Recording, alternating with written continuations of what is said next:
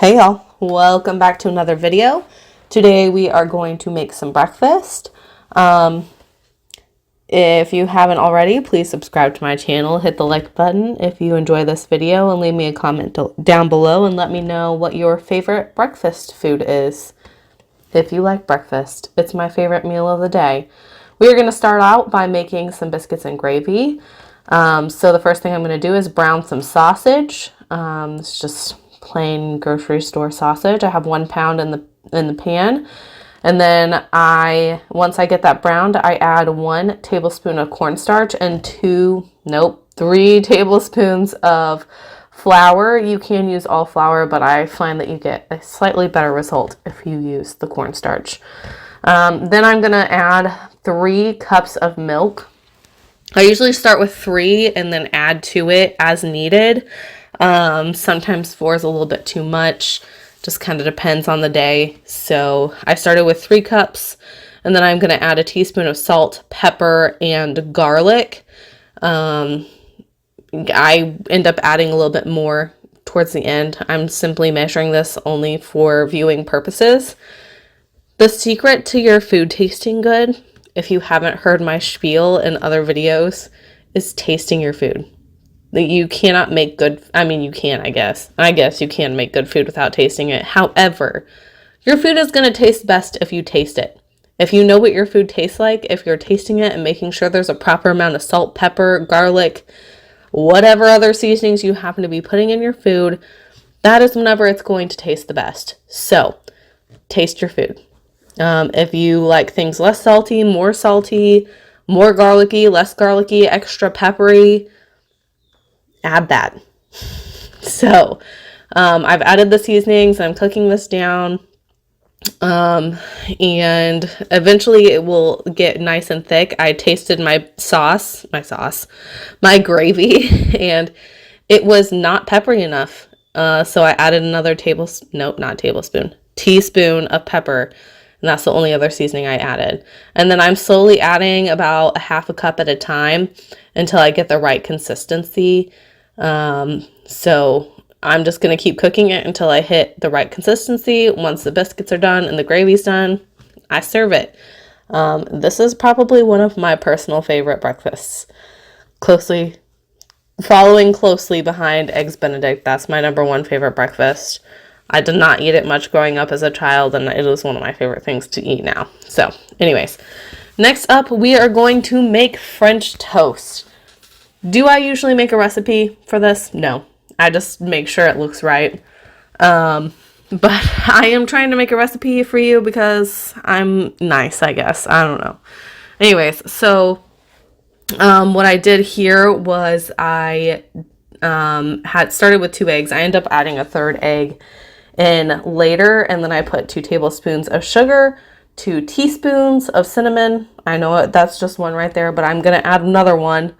And then I add a half a cup of heavy whipping cream and then a whole cup of milk. And I whisk that all together. Like I said, I end up adding another egg, and I end up adding another teaspoon of cinnamon. Mix that all up really good.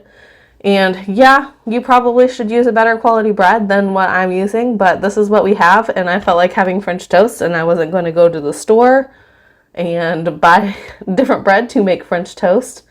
So I am using some Sara Lee, something like 45 calorie bread. You can use whatever you have on hand, or you can go buy like the fancy, is it challah bread or something that you're supposed to use? I don't know. Some kind of like heavy eggy bread.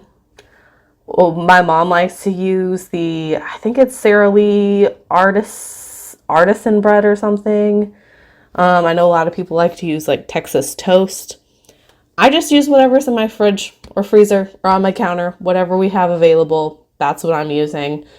It tastes just fine to me. So anyways, that's what we're using today. I'm just going to grease my pan and then dip the pieces of bread in the mixture, throw it on the pan. I think this made 18 slices of bread, or maybe most of this 1 loaf, I don't know.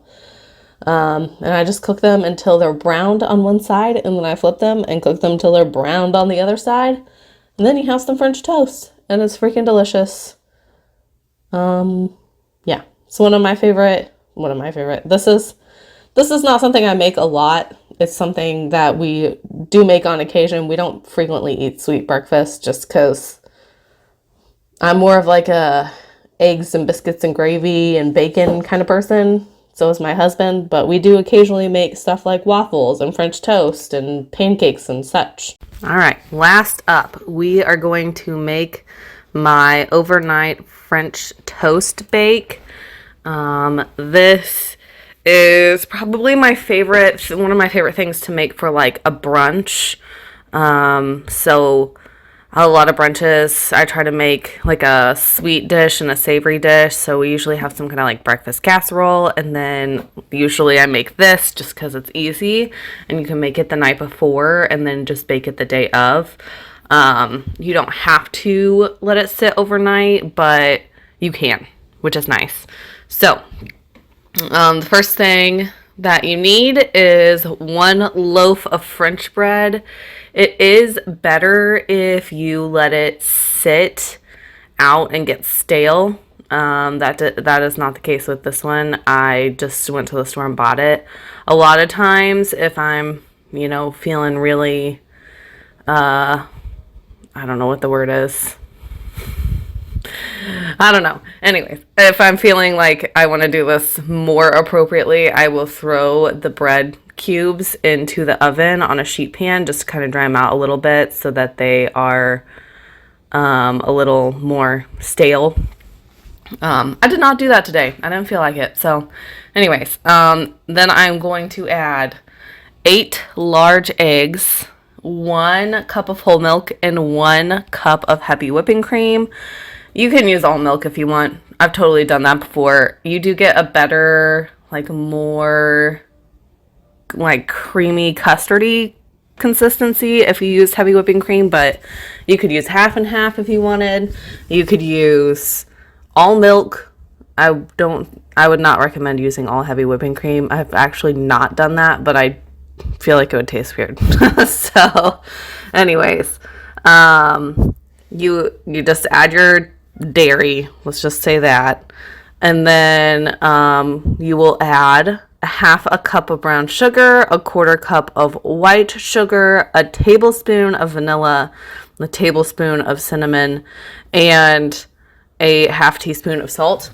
I am actually out of brown sugar whenever I'm recording this, so I just use all white sugar, and you don't get that same richness that you would normally get with brown sugar. That molasses in the brown sugar really gives it like a richness that you can't get by just using white sugar, but it tastes fine with just the white sugar. So don't freak out if you don't have brown sugar on hand whenever you're making it. You can just use white sugar, even on the streusel. I make the streusel, I just use white sugar. It's fine. It's not the end of the world, but technically you are supposed to use brown sugar. And then I'm going to dump that custardy mixture over the top of the bread. And then I'm going to make sure that every single piece of bread is wet, because it's supposed to be. Anyways, and then I'm going to throw together the streusel topping. The streusel topping is a half cup of butter, which is 1 stick, a half cup of brown sugar. Like I said, all I have is white sugar, a half cup of flour, 1 teaspoon of cinnamon, and a little bit of salt. And just mix those together with a fork until they're well combined. And then you just sprinkle it over the top of the your bread. Like I said, this is intended to be an overnight French toast recipe, so you can make it the night before and then get up early and throw it in the refrigerator. Throw it in the oven and bake it. That way it's ready to go and you don't have to do any of this prep. However, you do not have to. It tastes just fine if you just go put it straight in the oven after you get the streusel plopped on the top. You can leave off the streusel topping if you don't want to add any extra sugar to it, but you're already eating French toast bake. Just give yourself this little gift of eating something delicious and let it be what it is. You're already eating a sweet breakfast. Just put the streusel topping on. Anyways, that is all I have for you guys today. I hope you have an awesome rest of your week, and I'll catch you next time. Bye, y'all.